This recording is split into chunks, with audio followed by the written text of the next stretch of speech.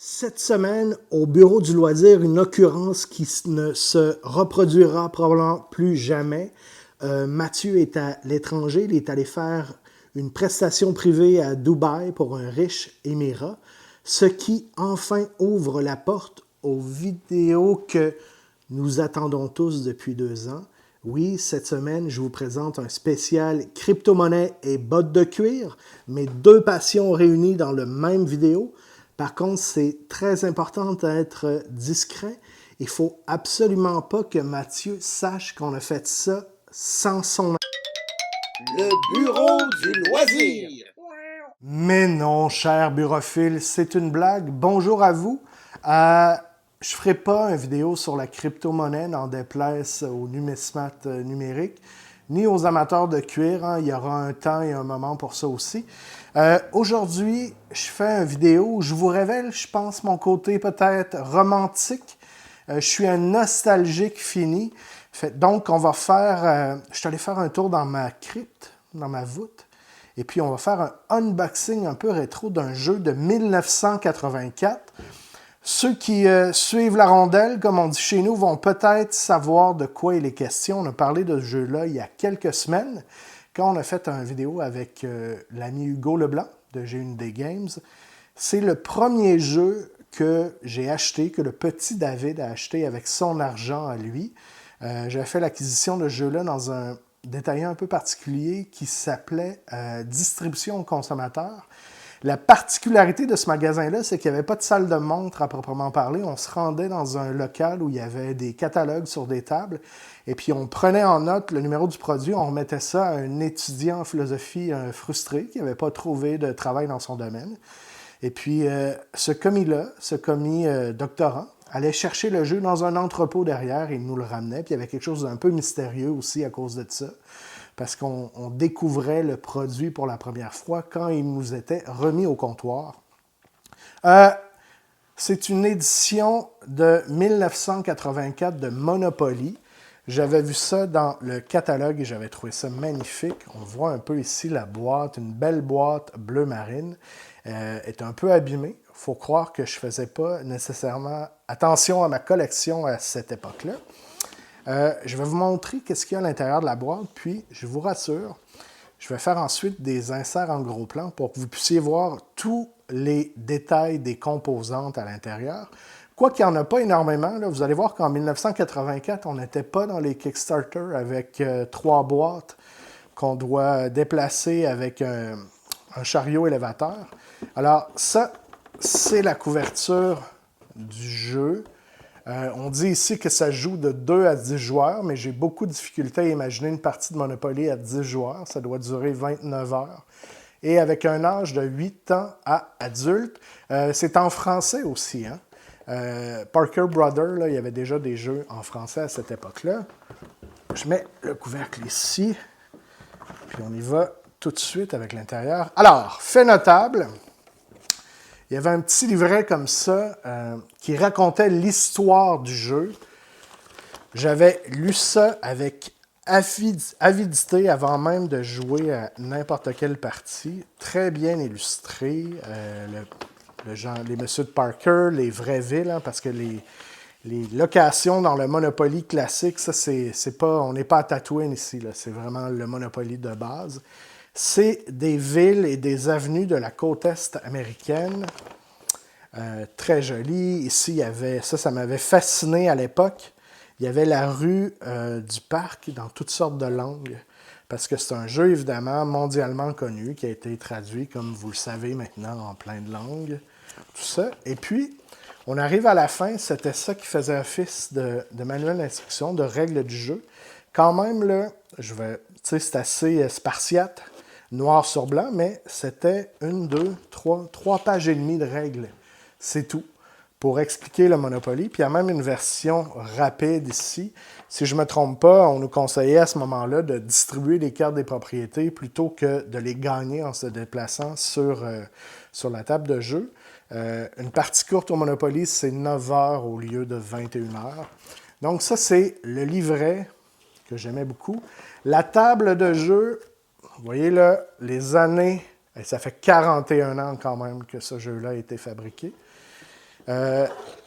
Tout de même assez dépouillé et simple, rien de spécial ici, le Monopoly qu'on connaît. Je sais qu'aujourd'hui, pour les gamers, c'est pas un grand jeu, mais à l'époque, je n'y connaissais rien. Puis j'avais joué avec une copie un peu abîmée d'un ami, puis c'était comme ça que j'étais arrivé à vouloir avoir ma propre version du jeu. Et là, j'avais vu que c'était une édition de luxe. Qu'est-ce que c'est une édition de luxe pour Monopoly? Je vous montre ça ici. En fait, l'affaire la plus importante, pas la plus importante, mais la plus notable peut-être, c'est cette partie-là du jeu. Donc, ça ressemble un peu à ce qu'aujourd'hui on appellerait un insert. Dans cet insert-là, j'ai rattrapé un petit chien. Il y avait évidemment l'argent ici qu'on utilise dans Monopoly. Et puis, dans cette version-là dite de luxe, on avait le double de l'argent normalement présent dans une boîte standard. Ça a probablement à voir avec le fait aussi qu'on puisse jouer à 10 joueurs. Hein. S'il y a plus de joueurs autour de la table, évidemment, il va y avoir plus de monnaie à distribuer. Dans les éléments notables, il y avait ces dés-là. À l'époque, c'était considéré comme du très grand luxe. On a des dés rouges ici, transparents, plutôt que des dés faits avec de la corne d'orignal ou de la pierre de rivière. Là. Peu importe, mais ça, c'était considéré comme un grand bonus. Ils étaient magnifiques et transparents.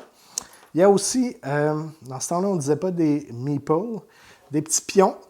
Ils sont dans une espèce de métal au lieu d'être en plastique, un peu plaqué or. Et si je ne me trompe pas, il y avait la locomotive, un élément très important de Monopoly.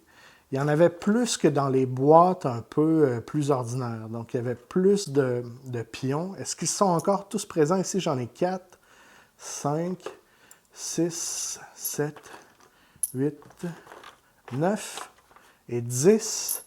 Donc, je n'ai pas perdu aucun des petits pions qui permettent d'incarner les joueurs. J'aurais pas raté ça au moins dans ma vie. J'ai réussi à conserver tous les éléments. Vous allez les voir tout à l'heure en gros plan. Ça va être plus pertinent. Sinon, toujours dans les éléments de luxe, il y avait les hôtels ici qu'on retrouvait et qui étaient en bois au lieu d'être des moulages en plastique. C'est le début des composantes en bois déjà en 1984.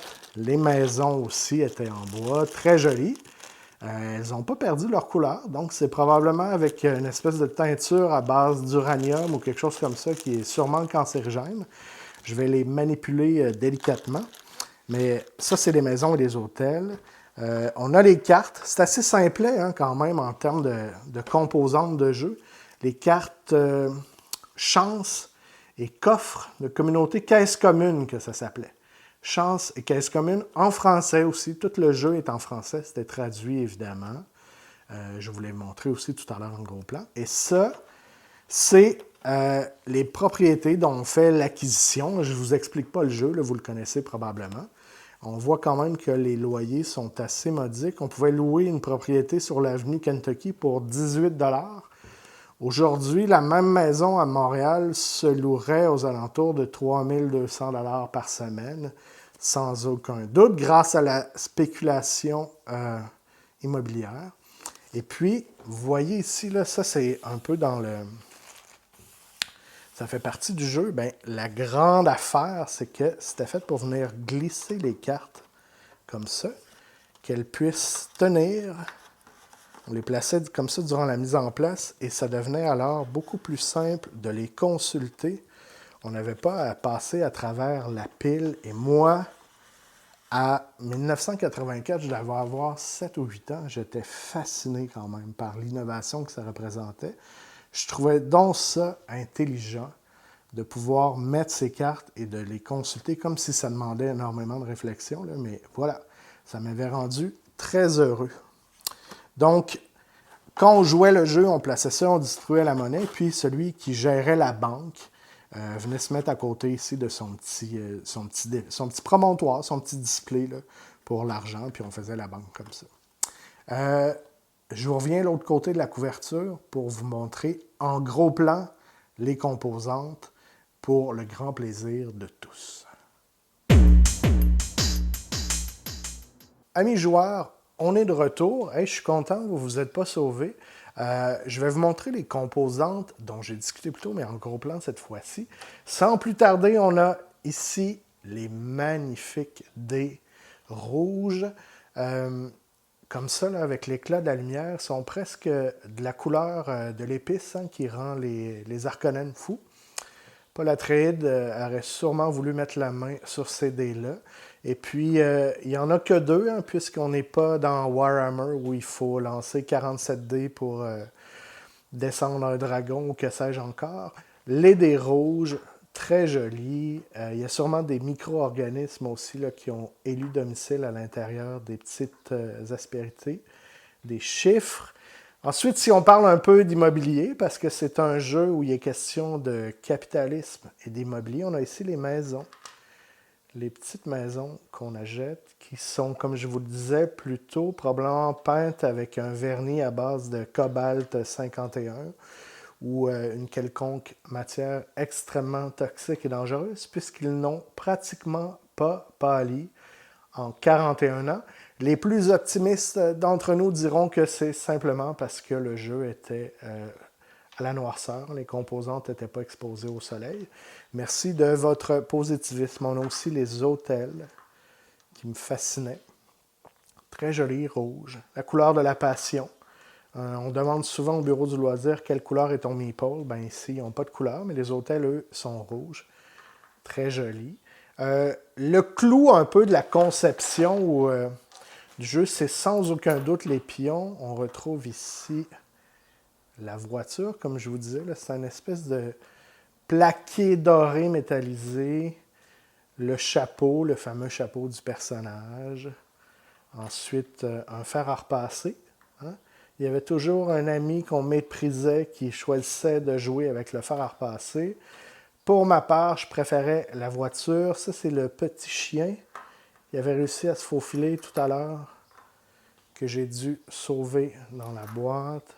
La chaussure de l'itinérant, ou peut-être pour huer quand on va au théâtre, j'en sais rien. Un canon, qui représente le complexe militaro-industriel qui était déjà fomenté à l'époque. Un dé à coudre.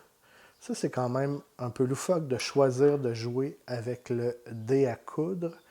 Sinon, le grand chevalier, peut-être? Ou le capitaine de cavalerie, on pourrait l'appeler comme ça. Très volontaire, très dynamique. J'aime beaucoup ce pion-là. Sinon, ça aussi, c'est dans les loufoques quand même. Une brouette. Peut-être que ça représente simplement l'industrie de la construction. Je n'ai pas toujours besoin de penser à mal.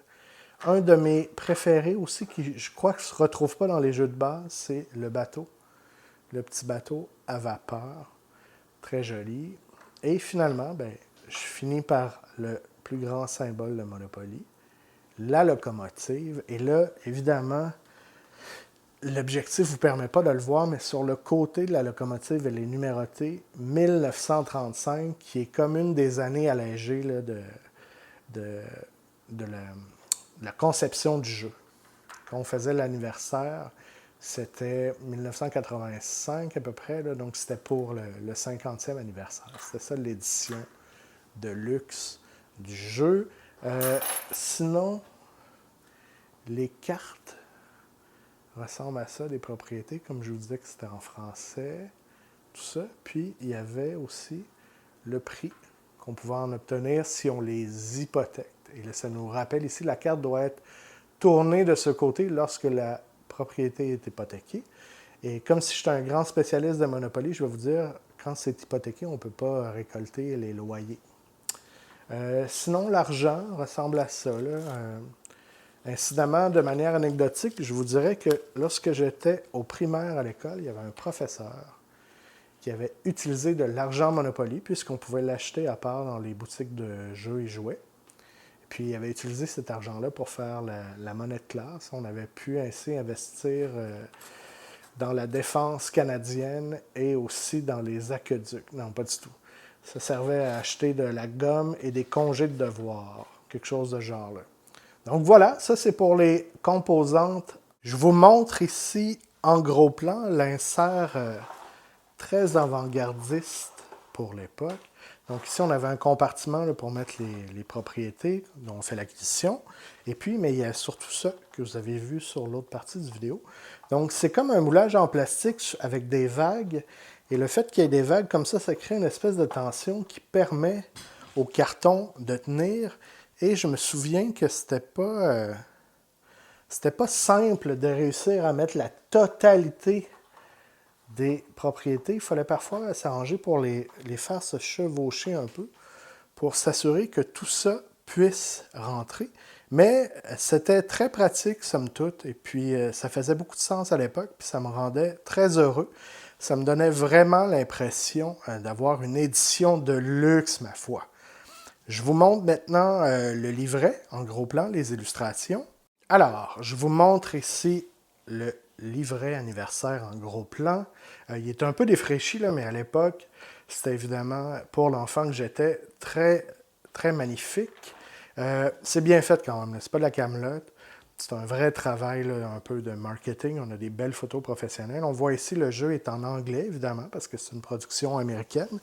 Bien que ma copie du jeu, elle, était toute en français. On raconte un petit peu c'est quoi le jeu. On voit ici les personnages qui ont inspiré celui de la boîte. Ça, c'est le monsieur de chez Parker, si je ne me trompe pas. Puis ici, on voit des versions du jeu. Moi, j'en ai croisé ça dans des marchés aux puces des vides-greniers. Des vieux jeux d'époque, un peu défraîchis. Mais je les ai reconnus grâce, évidemment, au livre. On a ici des illustrations de cartes postales, hein, Virginia Avenue, Boardwalk, tout ça, là, qui correspond à ce qu'il y avait à Atlantic City, en fait. C'est les rues d'Atlantic City, si je ne me trompe pas, qui sont utilisées dans le jeu Monopoly. Ici, avec les tables de jeu de différents pays en différentes langues, les cartes aussi des propriétés. Ouais. Très beau jeu. Puis les règles, comme je vous dis, qui étaient très dépouillées. Hein. Toute fin pratique, pas d'illustration. On voit un peu ce qu'il y a sur les cartes chance et caisse commune, mais sans plus. Puis à l'arrière, il y avait un FAQ, Frequently Asked Questions, sur le jeu, pour dépoussiérer, ou pas dépoussiérer, mais dépatouiller des règles de jeu. Donc ça ressemble à ça, le livret de l'édition de luxe de Monopoly de 1984. Bon, alors, j'espère que vous avez apprécié ce petit voyage romantico-nostalgique dans l'univers des jeux des années 80. Merci d'avoir été là. N'oubliez pas de vous abonner, d'en parler aussi à vos collègues de travail. C'est très important que tout le monde soit au courant du bonheur qu'on essaie de partager ici. Puis, comme je suis un fin renardeau, un petit coquin, j'ai peut-être une petite surprise pour vous pour la prochaine fois. Ceux qui seront là avec nous, on verra qu'est-ce qui se passe. À la prochaine, portez-vous bien.